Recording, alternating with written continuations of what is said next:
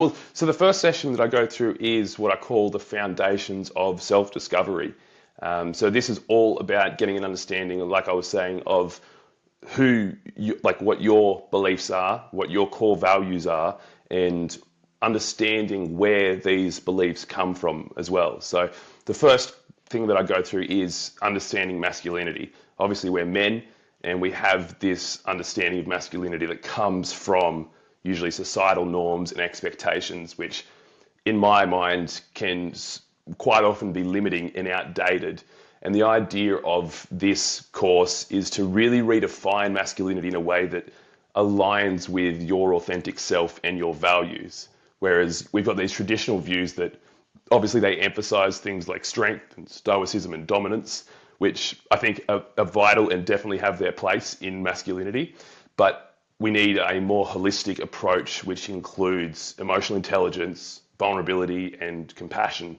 So to start on this section, what I'd want to do is really reflect on your current beliefs about masculinity. So the first question that I would ask is, what messages about being a man did you receive growing up? That's great. I really appreciate that question. So, like most guys that have a father figure in their life, right? Their dad is the example of masculinity, right? And so I'll try to answer this question as concisely as I can. Um, but I guess we'll take as much liberty as we need to, so that way you have a full understanding of kind of my idea of masculinity, and probably even how it's changed over time, right? Mm.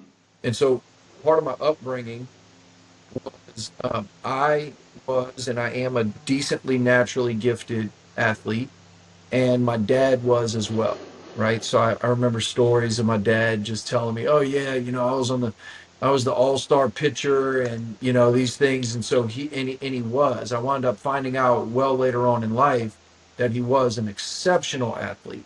But what wound up happening is kind of the pursuit of stardom as a rock and roll guy, and getting into a band and picking up music wind up kind of diverting that path, right? So he became in high school. So he was a great athlete growing up, but then in high school time, kind of picked up music, and then that wound up causing it. He went to college very briefly, decided that he was kind of wasting his parents' money, and spent time with music. And so, um, also too, with my dad, um, he was not terribly ambitious, is how I would refer to it. So he did not like portray to me this idea of the man pays for everything, the man has financial abundance, the man strives for success in kind of the modern terms.